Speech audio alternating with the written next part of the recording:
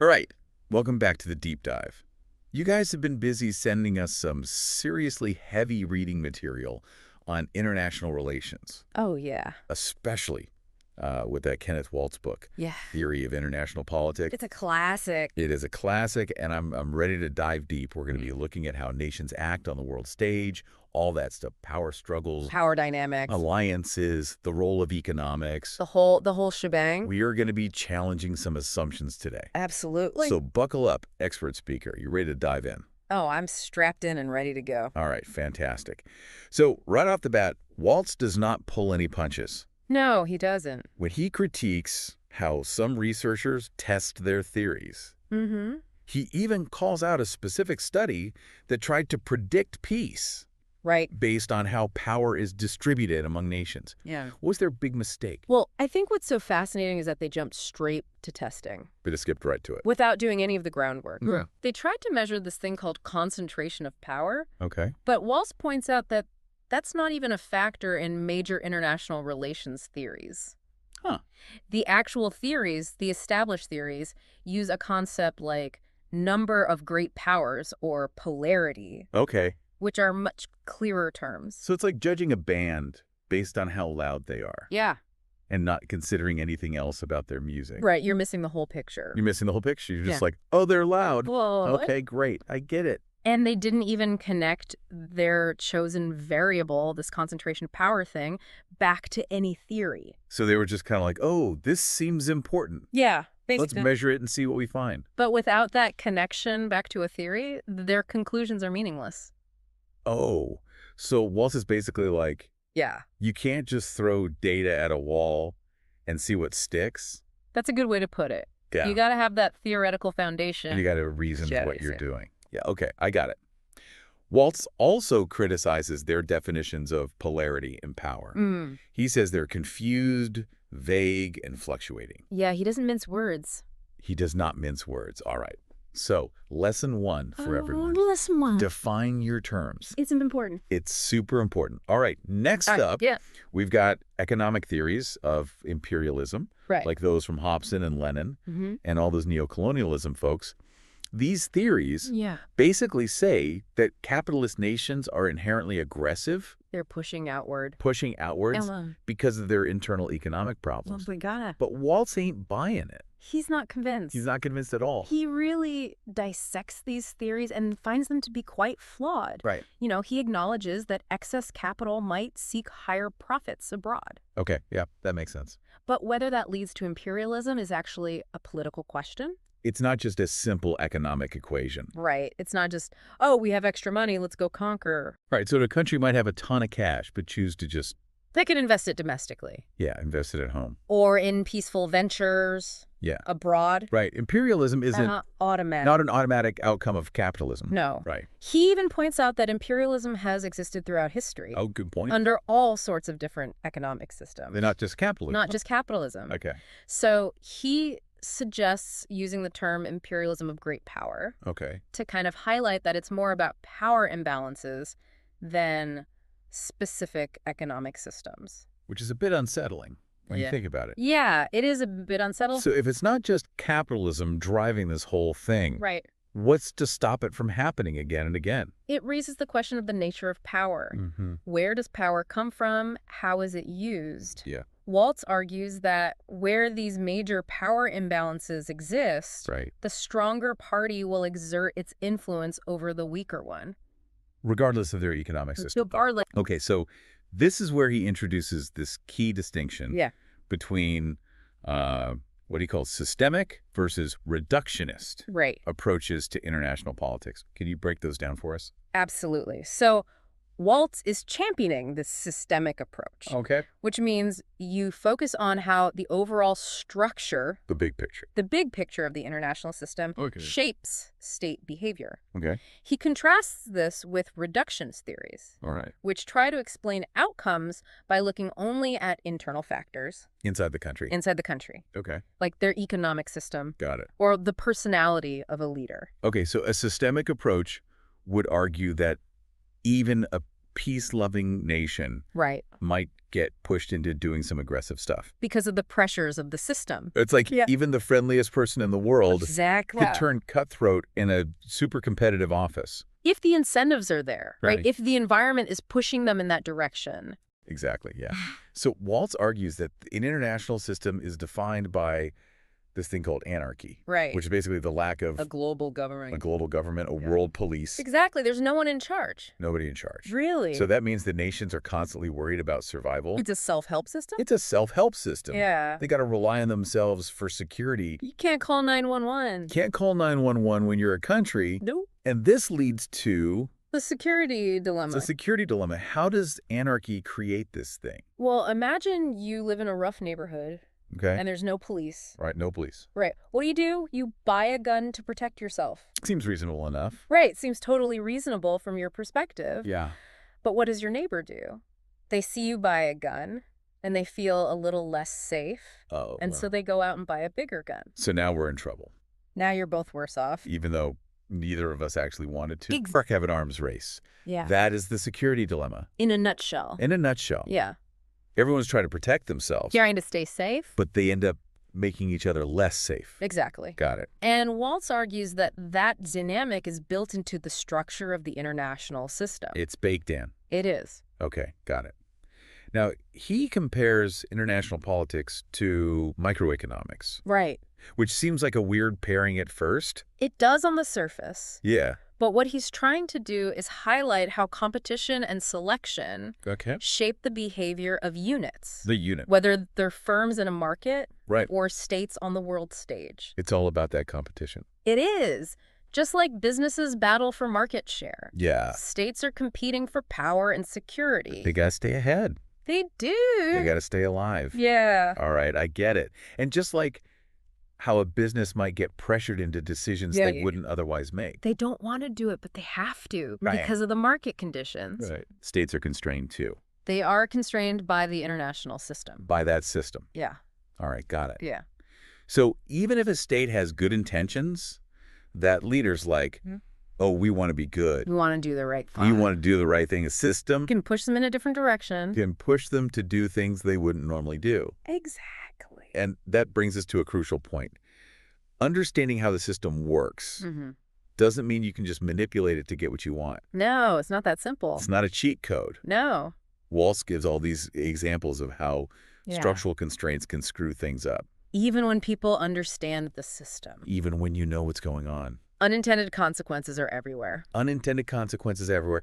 Like knowing all the rules of chess Right. doesn't guarantee that you're going to win. Exactly. You got to make the right moves. You've got You got to anticipate your you opponent. got to have a little bit of luck. You got to get lucky sometimes. So he's saying don't get too cocky. Yeah, humility is important. Humility is important in international politics. Absolutely. All right, so Waltz dives deeper into anarchy. Mm-hmm. He says it creates this self-help system where states are constantly, They're jockeying for position. they're trying to balance power against each other. What does that mean for stability? Right. Well, that's where his comparison of bipolar and multipolar systems gets interesting. Okay, tell me more. So he argues that bipolar systems, Like the Cold War. like the Cold War, Yeah. with its two Yes, superpowers, and the Soviets right, staring each other down. they're more stable. Really? I would think. It's counterintuitive. Yeah, I would think more players Yeah, would make it harder for anyone to dominate. you would think. And that would make it less volatile. You think it'd be more diffuse. Yeah. But Waltz says that But Walt says how? in a multipolar system with, say, 5 great powers, Okay, 5 big players. things get much more fluid. And unpredictable. Unpredictable. Alliances shift I rapidly. mean, like high school. It's Yeah. like, oh, you're not my friend anymore. Right, good analogy, yeah. You're my friend. It's harder to predict who's going to do what. Who's going to stab who in the back? Exactly. Like, And it's harder to deter aggression. because it's not clear who's going to oppose who. Exactly. Hold on. So in a bipolar system, Yeah, like the Cold War, the threat of superpower response right. is usually enough to keep things in check. Mutually assured destruction. Exactly. Yeah. That kept things pretty stable. Nobody wants to blow up the world Exactly. with multiple powers. It's a lot less clear who will step in, Who's going to do what? how far they're willing to go. Right. So during the Cold War, That rivalry between the U.S. and the Soviets Right. also created predictability In a sense. because they knew that if they did something crazy, Yeah. it would be game over for everybody. A catastrophic conflict. Ye- Nobody wants that. So it was like a tense stability. Like two scorpions in a bottle. Two scorpions in a bottle. That's a good one.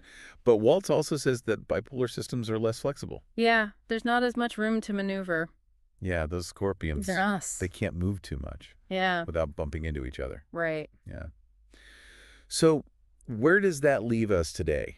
I mean, Waltz was writing during the Cold War, a classic bipolar system. But the world has changed a lot. The world is a different place. It's a very different place. Yeah. What kind of system are we in today? That's the million-dollar question. That is the million-dollar question. Some people would argue that we're in a multipolar system now Okay. with the rise of China China's on the rise. and other powers, Yeah. while others say it's still fundamentally bipolar Uh, with the U.S. and China as the main players. all right. So it's still a debate. It's an ongoing debate. Okay. But what Waltz reminds us Yes. is that a nation's economic or military power doesn't automatically dictate how it will act on the world stage. You can't just look at their GDP or the size of their army. Right. There's more to it. There's more to it than that. It's about how states perceive their interests, Their perception. the strategies they employ, Right. and how those strategies interact with the structure of the system. So you got to look at the whole board. You got to look at the whole picture. All right. And this is where he brings up interdependence. Right? And I think he's pretty skeptical It is skeptical, at how much it actually exists, particularly among great powers. especially those great powers. He thinks it's overstated. He does. And he claims that the current system actually leads to less interdependence Than previous eras. than when we had more great powers running around. Exactly. That's kind of counterintuitive. It is, you would think. Yeah, I would think with globalization. Yeah, more trade, more connections. More connections. You'd think countries would be more reliant on each other. Yeah. But Waltz focuses on the independence of those most powerful states. The big dogs. Yeah, the big dog. They kind of do what they want. They have a lot more leeway. So, like the U.S. Yeah. during the Cold War, even though we traded with others, Right. our economy was so big and diverse. We were remarkably self-sufficient. We weren't really dependent on anyone. Not in the same way that, say, Great Britain was Okay. back in the early 20th century. Interesting. And Waltz argues that this self-sufficiency Okay. gives them more freedom to act unilaterally. So they don't need to cooperate as much. They don't have to, They can just do their own thing. pretty much. Okay. They're not as constrained. I see. And he uses some data to back this up, like how the amount of American wealth invested abroad is actually much smaller than what Britain had invested abroad When they were the top dog? when they were calling the shots. Exactly. So even though we live in this super interconnected world, Right. Waltz is saying that the most powerful countries Yeah. still have a lot of autonomy. They have more freedom of action than you might think. More freedom than we think. Yeah, That's a big deal. it is. So he goes on to explore how these states try to manage international affairs. How do they do it? Yeah, in this anarchic system Yeah, in this self-help world. where everybody's kind of looking Yeah. out for themselves. What's the takeaway there? Well, he suggests that great powers often have to shoulder a lot of the burden. They got to clean up the messes. They're like the reluctant hall monitors. The reluctant hall monitor. Or the international system. But why would they do that Yeah, good question. if they're mainly concerned with their own interests? Well, because great powers have a larger stake in the system's survival. They've got more to lose They've got more to lose. if things go sideways. Their well-being is tied to the stability of the international order. Right. So it's not necessarily altruism. Not just being nice guys. It's more like a form of Self-interest? enlightened self-interest. They're like, well, a chaotic world is bad for everyone, Including us. including us. So we got to keep things stable. Right. Okay, so they take on these managerial roles, even if it means, Even if it costs them. yeah, even if it costs them something. Sometimes it's a thankless job. Yeah, that hall monitor life, nobody likes you. Yeah, exactly. And he says this can lead to them overmanaging things, Getting a little too involved. getting involved where they shouldn't be. Yeah, maybe even creating more instability. Right, he uses Vietnam as an example. Right. A classic example. U.S. trying to contain communism. Trying to maintain credibility. But we got bogged down in this conflict. That really didn't affect the global balance of power. So it's maybe not the best use of resources. resources, energy, lives. Right. So this tendency to overmanage Waltz says, might be even stronger in a bipolar system. Right, because the two superpowers are so focused on each other. They're watching each other's every move. Yeah, like a chess match. They feel this responsibility for shaping the whole global order. They're the big players. Yeah, the big players. They feel like they have to step in. Right, so it's like they're these two giants Lumbering around. lumbering around trying to keep things in order. But sometimes they step on things. Might accidentally crush something. Yeah. That's a good image. So it's a delicate balancing act. It is. You want to keep things stable, but you also don't want to overreach. You don't want to create more problems. Right. Okay, so this brings us to a question that Waltz raises. Mm-hmm. What would make nations more willing to cooperate? And act for the sake of the system. Yeah, instead of just going for their own narrow interests. narrow interests. That's a tough one. That is a tough one. That's a question that is still being debated today. Yeah. I don't know if we have a clear answer. But Waltz is kind of pessimistic Yeah, he's a bit pessimistic. about the prospects for genuine cooperation. Given this self-help nature of the system, Everybody's out for themselves. yeah, it's tough to get people to work together. But he does say that some things can help. There are some factors. Some factors can make it more likely. Yeah, like stability in the great power balance. Okay, so if nobody's feeling too threatened, Right. There's less incentive to be aggressive. they're not as worried. Yeah. They can maybe chill out a bit. It can focus on other things. Okay, and he also mentions shared interests. Right. Things that everyone wants. Like peace. Like peace. Or maybe addressing global challenges. climate change. Climate change, things like that. Yeah, okay, so if we're all going to die from a giant meteor, Yeah. we might want to work together. Maybe we should put our differences aside. Set aside our differences Right. and save the planet. Exactly. Okay, and he says norms and institutions can help. They provide a framework for interaction. Yeah, like rules of the road. Exactly, like traffic laws. They don't prevent every accident, They don't. but they make things a lot safer. And more predictable. Yeah, so like international treaties, Right. organizations like the UN, Yeah. they can kind of smooth things over. They help create a more orderly environment. They help us avoid those car crashes. Yeah, exactly. Okay, so even though Waltz is a bit pessimistic, Mm-hmm. he's not saying that cooperation is impossible, It's not impossible. just that it takes work. Yeah, it's not a given. It's not a given. You got to put in the effort. You got to do the diplomacy. Yeah. You got to understand what everybody wants. You got to find those areas of common interest. Right. So it's not about creating a utopia where everyone just gets along. It's about managing the system, It's about understanding how states behave, working within the constraints. working within those constraints to Yeah. get things done. Exactly. Okay, so Waltz is giving us a tool, A framework for understanding the world. not a magic wand. Not a magic solution. Yeah, there's no magic solution. Unfortunately not. I'm starting to see how all this connects to my own life. Oh, really? Even in everyday situations like negotiating with colleagues, Yeah. trying to get my kids to cooperate. It's all about power and interests. It's all about understanding those dynamics. Absolutely. Waltz's ideas are pretty powerful. They are. They apply to a lot more than just international relations. Yeah, they go beyond just states interacting. All right, well, we've covered a lot of ground today. It's been a great discovery. We've explored the nature of the international system, Power, security, all the big a stuff. whole shebang, Yeah.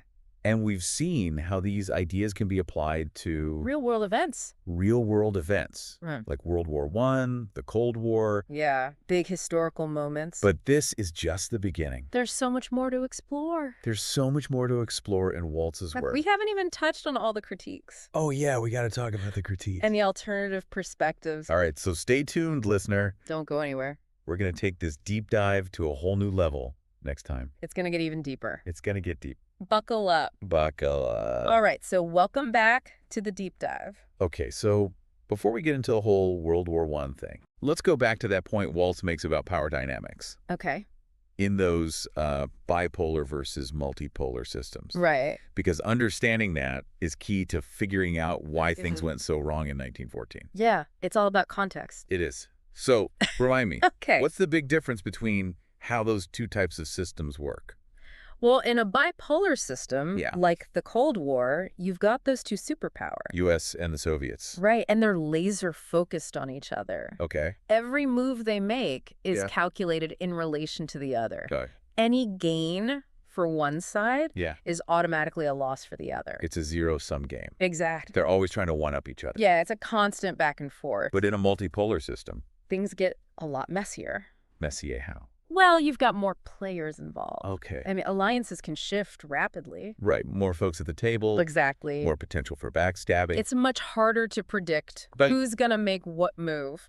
And that unpredictability makes things more dangerous. No, absolutely. Right. Waltz argues that these multipolar systems are more prone to miscalculation. Because it's hard to know who to deter. Exactly. It's like, who do you point your guns at? Right. Everyone's kind of suspicious of everyone else. Yeah, and you don't know who's going to jump in. If things get out of control. Right. Will anyone come to your aid? So it's like a game of chicken with 5 cars. Oh, that's a good analogy. Speeding towards each other. Nobody wants to swerve first. But someone's going to crash. Inevitably. And that's where Germany found itself. Yeah. In the years leading up to World War I. Rising power. Surrounded by rivals. France, Russia, Great Britain. All those guys. All vying for power. It's a recipe for disaster. It's a powder keg. Just waiting for a spark. And that spark came in 1914. With the assassination. Of Archduke Franz Ferdinand. That one dude in Austria. It seems so small. Right. In retrospect. But it set off this chain reaction. Yeah, it pulled all those great powers into war. It's crazy how one event can change everything. Yeah, it really highlights the interconnectedness of the system. Right, that butterfly effect. Exactly. And this is where Waltz's point about structure and process comes in. Right. Can you remind us how those two things work together? So the structure of the system... Like the multipolarity thing. Exactly, that sets the stage. Okay. It creates the conditions for miscalculation and escalation. Like the game board. Yeah, think of it as the game board. Right. But the specific choices that leaders make. Their personalities, their strategies. Right, those are all part of the process. The structure sets the stage. But the actors determine how the play unfolds. It's like watching a football game. Yeah.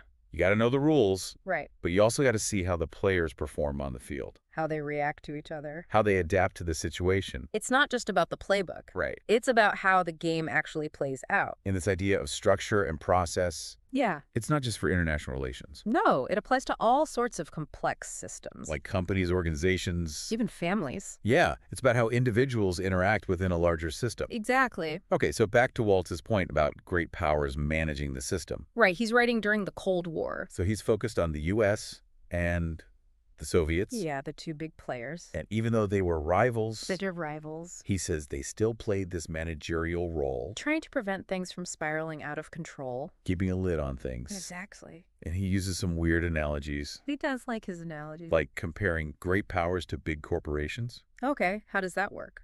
Well, he says both have a huge stake in the stability of the system. They benefit from predictability. They want things to run smoothly.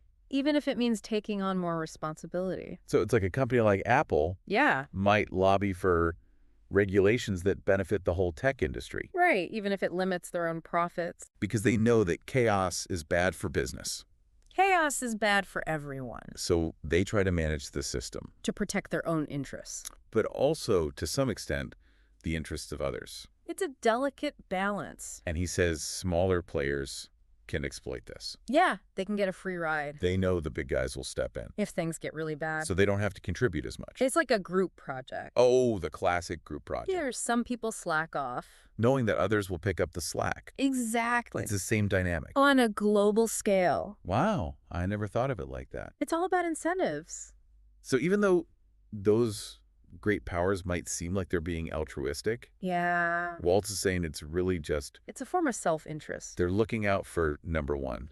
In the long run. But he also warns about overmanaging things. Right, getting too involved. Like the U.S. and Vietnam. Yeah, classic example. We got sucked into this conflict. That didn't really serve our interests. We tried to manage the situation. But it backfired. And he says this overmanaging tendency might be even stronger in a bipolar system. Because those two superpowers are always watching each other. Trying to outmaneuver each other. They feel responsible for everything that happens. So they're more likely to intervene. Even when they shouldn't. It's like they're two giants lumbering around. Trying to keep order. But they might accidentally crush something. It's a good image. So it's tough. Managing international affairs is no easy task. You got to find that sweet spot. Between doing too much and not doing enough. Right. Okay, so what are the conditions that make cooperation more likely? Well, Waltz points to a few things. Okay. First, a stable balance of power. Nobody feels too threatened. Right, less incentive for aggression. Okay, makes sense. Second, Shared interests. like peace or tackling climate change. Exactly. Things that benefit everyone. We can all agree on those. Hopefully. And finally, norms and institutions. Like treaties and international organizations, They provide a framework for interaction. they make cooperation easier. So those things can help. But Waltz is still cautious. He's not overly optimistic. States are still going to prioritize their own interests. Yeah, that's the nature of the game. It's a self-help system, after all. So cooperation is always a struggle. It's not impossible. But it takes effort. You got to work at it. And even then, there are no guarantees. Right. So Waltz is giving us a way to think about the world, Yeah. A framework for understanding? not a set of easy answers. No, it's more about asking the right questions.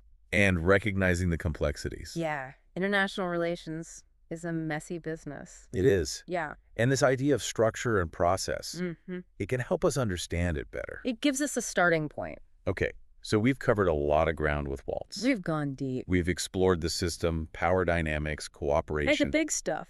but there's more to come, We've got to talk about those critiques right? The other side of the coin, and how Waltz's work has shaped the field. and how it's still relevant today.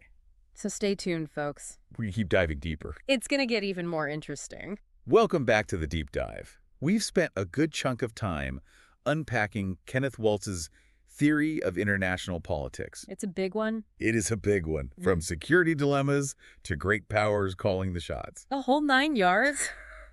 But like any good theory, Yeah, Waltz has his critics. absolutely. No theory is perfect. Right. Not everyone's going to agree with everything. And Waltz's ideas have definitely sparked some debate. Okay, so let's get into it. What are some of the main criticisms? Well, one common critique is that it's a bit too focused on those great powers Okay. and how they interact with each other. Like that's the only thing that matters. Right. It's kind of like watching a movie Yeah. and only paying attention to the lead actors. Right. You're missing all the supporting character. And the plot twists. Exactly. All the things that make the story interesting. So it's like trying to understand the Marvel Cinematic Universe Yeah. by only focusing on Iron Man and Captain America Right. You're forgetting about Thor and Black Widow. and the Hulk. Exactly. You got to look at the whole picture. The whole ensemble. Right.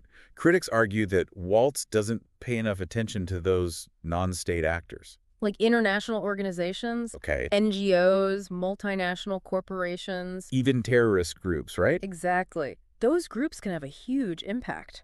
Yeah, Even if they don't have armies. right, they can cause chaos. That they can definitely shake things up. And it doesn't say much about domestic politics. Yeah. The stuff happening inside countries. Right, public opinion. The personalities of leaders. Those things can really matter. Absolutely. Leaders can make decisions Yeah. that go against the logic of the system. They don't always act rationally Right. Sometimes they follow their gut. or their ego. Exactly. So Waltz's theory can be a bit too deterministic, It's like he's saying states are robots. programmed by the system. Yeah, just following a set of rules. But we know that's not how it works. No, there's always human agency. People can surprise you. Even themselves sometimes. That's like that saying, man plans, God laughs. Yeah, you can't predict everything. And another criticism is that his theory doesn't really account for change. It's good at explaining stability. But Yeah. what about those moments of transformation? The turning points in history. Exactly, when the rules of the game get rewritten. So it's like he's describing this game of chess where Yeah. the board and the pieces never change. But in the real world, things are constantly evolving. Right. New players emerge, new technologies. New ideas. Everything's in flux. Yeah, it's a dynamic process. So Waltz's theory might be better at explaining the past. Then predicting the future. Right, because the future is always uncertain. It's full of surprises. But even with all those criticisms, Yeah, Waltz's work is still a cornerstone of international relations. it's foundational. It sparked all these debates. Yeah, it's inspired so much research. As in Newton's laws of motion. They're not the be-all and end-all of physics But they provided a framework. for new discoveries. Yeah, a foundation to build upon. And many of those critiques of Waltz Yeah. have actually led to some important refinements. People have taken his ideas Yeah. and expanded on them. They've incorporated insights from other fields. Like psychology and economics, Okay. to get a more nuanced view. Right, because humans are complicated. They are not always rational actors. And they've looked at how things like nuclear weapons, Globalization, the the rise of China. Those big changes. Yeah, those are all game changers. And Waltz himself Yeah. even recognized some of those limitations. He was always evolving his thinking. He was open to new ideas. He was a true scholar. So we shouldn't just throw out his theory. No, it still has a lot to offer. But we should be aware of its weaknesses, And use it as a starting point. a springboard for further exploration. Exactly. We got to look at the big picture and the details. The system and the individual actors. It's like solving a giant jigsaw puzzle. You got to see how all the pieces fit together And sometimes you got to try different combinations. to find the right solution. And that's what makes studying international relations so fascinating. It's a constantly evolving puzzle. Full of challenges and surprises. There's no easy answers. But that's what makes it so rewarding. You're always learning, Always questioning. always trying to understand the world a little bit better. And that's what we've tried to do in this deep dive. You've explored Waltz's theory. We've looked at its strengths and weaknesses. We've applied it to real-world events. But we've also encouraged you to think critically. Yeah, don't just take our word for it. Go out there and do your own research. Explore different perspectives. Because the more we understand about the world, The better equipped we'll be. to face those challenges. And seize those opportunities. So keep questioning Keep exploring. and keep diving deep. We'll be back soon With another deep dive. into the world of ideas. Until then, stay curious.